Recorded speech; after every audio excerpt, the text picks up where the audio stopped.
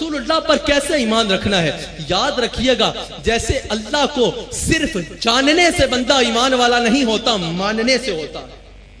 اسی طرح رسول اللہ کو خالی جان لینے سے بندہ ایمان والا نہیں ہوگا۔ یوں تو ابو جہل کا بھی یہ قول جو ہے وہ اکثر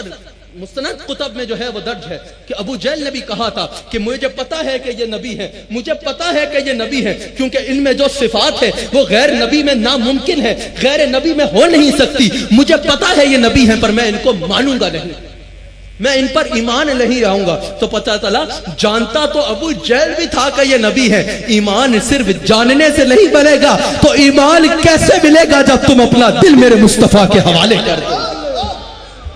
ایمان تب ملے گا جب دل مصطفیٰ کے حوالے کر دو گے، جب رسول اللہ پہ ایمان رکھو گے۔ پھر اللہ نے رسول اللہ پہ ایمان رکھنا کسی کے اوپر نہیں چھوڑ دیا، بے لگام نہیں چھوڑ دیا کہ جتنا دل آئے رکھ لینا، چاہے تو قاصد جتنا رکھ لینا، چاہے تو خالی مخبر جتنا رکھ لینا، یا اتنا رکھ لینا یا اتنا رکھ لینا۔ رب کریم نے قرآن کریم میں سورہ بقرہ کی آیت نمبر 137 میں رب کریم نے معیار ارشاد فرمایا کہ سنو معیار کیا ہے میرے حبیب پہ ایمان رکھنے کا۔ اللہ کریم نے فرمایا آج میں تمہیں معیار بتا رہا ہوں کہ یہ معیار ہے میرے نبی پر ایمان رکھنے کا، میرے حبیب پر ایمان رکھنے کا، کہ اگر اس معیار سے گر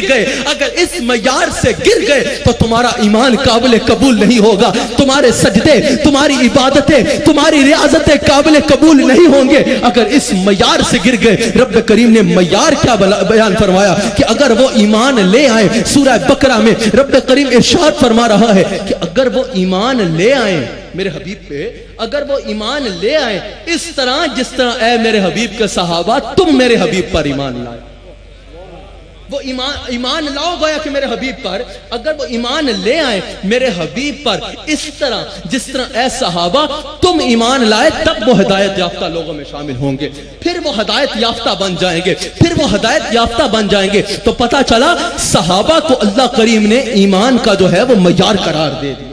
کہ ایمان کا معیار یہ ہے کہ صحابہ کی طرح کا ایمان لاؤ۔ اگر تمہارا ایمان ویسا ہوگا میرے حبیب پہ جیسے میرے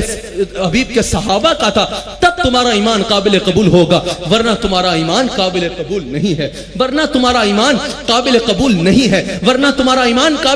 نہیں ہے، ایک اور سورہ بقرہ کی آیت نمبر 8 میں اللہ کریم ارشاد فرماتا ہے، سورہ بقرہ کی آیت نمبر 8 میں اللہ کریم نے ارشاد فرمایا کہ لوگوں میں سے بعض لوگ ایسے ہیں جو کہتے ہیں کہ ہم مسلمان ہیں، جو کہتے ہیں کہ ہم ایمان والے ہیں، یعنی جو کہتے ہیں کہ ہم اللہ پہ ایمان لائے، ہم یوم آخر پہ ایمان لائے، لیکن اللہ کریم فرماتا ہے کہ ان کے دلوں میں بیماری ہے، اللہ کو ان کا ایمان قبول نہیں ہے، بلکہ ان کے دلوں کی بیماری کو اللہ نے بڑھا دیا ہے، اللہ کو ان کا ایمان قبول نہیں ہے۔ گویا کہ وہ کلمہ بھی پڑھتے ہیں، گویا کہ وہ نمازیں بھی پڑھتے ہیں، گویا کہ وہ ذکر و اذکار بھی کرتے ہیں، گویا کہ وہ اللہ کو سجدے بھی کرتے ہیں، لیکن سورہ بقرہ میں اللہ ارشاد فرما رہا ہے کہ ان کے دل میں بیماری ہے، اللہ کو ان کا ایمان قبول نہیں ہے۔ مفسرین سے پوچھا کہ دل کی بیماری کیا ہے؟ تمام مفسرین تقریباً اس بات پہ متفق ہے کہ وہ دل کی بیماری یہ ہے کہ ان کے دل میں بغض مصطفیٰ ہے، ان کے دل میں مصطفیٰ کی محبت نہیں ہے۔ گویا کہ اللہ فرما رہا ہے کہ ساری زندگی بھی تمہارا سر میرے آگے سجدے میں جھکا رہے گا، لیکن دل مصطفیٰ کے حضور نہیں جھکا تو ہمیں تمہارے سجدے قبول نہیں ہے، تمہارے سر کو جتنی بار موقع مل گیا ہمیں سجدہ کرنے کا، لیکن اگر تمہارا دل مصطفیٰ کی بارگاہ میں نہیں جھکا تو ہمیں تمہارے سجدے قبول نہیں ہے، ہمیں تمہارا عقیدہ توحید قبول نہیں ہے، ہمیں تمہاری عبادتیں قبول نہیں ہے، ہمیں تمہارا یہ سب کچھ قبول ہوگا تو تب ہوگا جب تمہارے دل میں میرے مصطفیٰ کی محبت آئے، جب تمہارے دل میں مصطفیٰ کی محبت آئے گی۔ سورہ بقرہ کی آیت